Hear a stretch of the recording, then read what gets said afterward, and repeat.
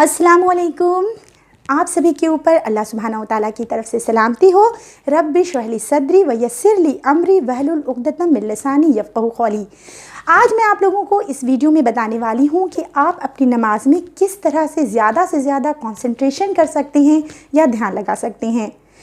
देखिए, मैं ये वीडियो सिर्फ अपने एक्सपीरियंस के हिसाब से आपको शेयर कर रही हूँ, क्योंकि मैंने भी आलिमों से जो जानने वाले हैं उनसे सीखा और इसे जब अपनी लाइफ में अप्लाई किया तो अल्हम्दुलिल्लाह मुझे काफ़ी फ़ायदा मिला। तो मैं चाहती हूँ कि वो टिप्स, जो 3 टिप्स हैं, मैं आपके साथ शेयर कर दूँ। देखिए, अल्लाह ताला कुरान में सूरह बकरा चैप्टर नंबर 2 वर्स नंबर 45 में फरमाते हैं कि बेशक नमाज एक सख्त मुश्किल काम है, मगर उन फरमाबरदार बंदों के लिए नहीं जो ये समझते हैं कि उन्हें अपने रब से मुलाकात करना है और उसी की तरफ पलट कर जाना है। यानी ये अल्लाह ताला यहाँ पर उन लोगों को अलग कर दे रहे हैं छांट के कि उनके लिए मुश्किल नहीं है, जिन्हें यकीन है दिल से कि हम अल्लाह की तरफ पलट कर जाने वाले हैं और उनसे मुलाकात करने वाले हैं। तो दोस्तों, आइए मैं ये 3 टिप्स आपके साथ शेयर कर देती हूँ। टिप नंबर 1 ये है कि नमाज में मन लगाने के लिए आपको सबसे पहले नमाज में आप जो कुछ पढ़ रहे हैं उसके मीनिंग्स पता होने चाहिए। आपको पता होना चाहिए कि सूरह फातिहा के क्या मतलब होते हैं, या आप जो सूरा लगा रहे हैं या अत्तहियात पढ़ रहे हैं या दरूद शरीफ पढ़ रहे हैं, क्योंकि जिस चीज़ को आप कह रहे हैं उसके मीनिंग ही नहीं बताओगे तो आपको कैसे पता चलेगा आप अल्लाह से क्या मांग रहे हैं या किस अंदाज में आप उसकी हम्द और सना कर रहे हैं। तो इसलिए देखिए, कोई शॉर्टकट नहीं होता हर चीज़ का, इसके लिए मेहनत तो करनी होगी। आप चाहे किसी भी उम्र के हों, ठीक है, चाहे आप बच्ची मतलब टीनेजर्स हों, बड़े हों या बूढ़े हों, आप सीख सकते हैं, क्योंकि अल्लाह ने जो कुरान में पहला लफ्ज़ नाजिल किया है वो है इक़रा, यानी कि पढ़ अपने रब के नाम के साथ। तो आपको भी कोशिश करनी है कि मुझे ये चीज़ सीखनी है कि आखिर नमाज में मैं अल्लाह से क्या कह रही हूँ, ठीक है। तो आपका उससे भी कंसंट्रेशन लगेगा। मैं ये नहीं बोल रही कि आप अरबी लैंग्वेज सीख लीजिए, क्योंकि आपके लिए, अगर सबके लिए पॉसिबल नहीं है लैंग्वेज सीखना, तो एटलीस्ट आप इतना कर सकते हैं कि आपको ये पता चलता रहे कि अगर आप पढ़ रहे हैं, मानते हैं कुल हुवल्लाहु अहद, तो आपको पता होना चाहिए कि आप क्या कह रहे हैं। या आप पढ़ रहे हैं अलम तरा कैफ़ फ़अल रब्बुका बि अस्हाबिल फ़ील, तो आपको पता होना चाहिए कि इस सूरा में किस टॉपिक पे बात हो रही है। तो देखिए दोस्तों, उम्मीद है कि आप ज़रूर सीखेंगे, और सीखने के लिए एक बहुत ही बेहतरीन ऐप है जो कि उर्दू और इंग्लिश में है, और ये दुनिया में बहुत ज़्यादा ये ऐप लोग यूज़ करते हैं, इस बुक को पढ़ते हैं। ये है हिस्नुल मुस्लिम, ठीक है। इस बुक का मुझे भी एक्चुअली कुछ 3 साल पहले ही पता चला, जो मुझे बहुत फ़ायदेमंद लगी।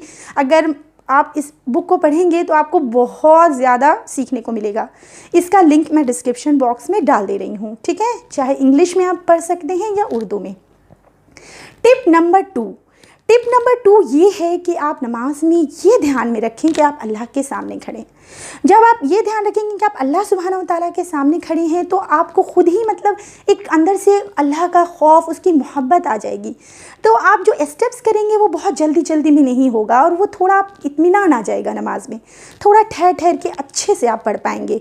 क्योंकि कभी क्या होता है, सजदा गए, फिर एक दूसरा सजदा में उठ गए, फटफट जल्दी रुकू, पीठ सीधी नहीं हुई, इन चीज़ों का जो हमें जल्दी कभी कर लेते हैं, मानते हैं, तो वो हमारे दिल में अगर ये बात आ गई कि अल्लाह के सामने खड़े होकर हम पढ़ रहे हैं, तो आप थोड़ा आराम से सारे स्टेप्स को अदा कर सकते हैं।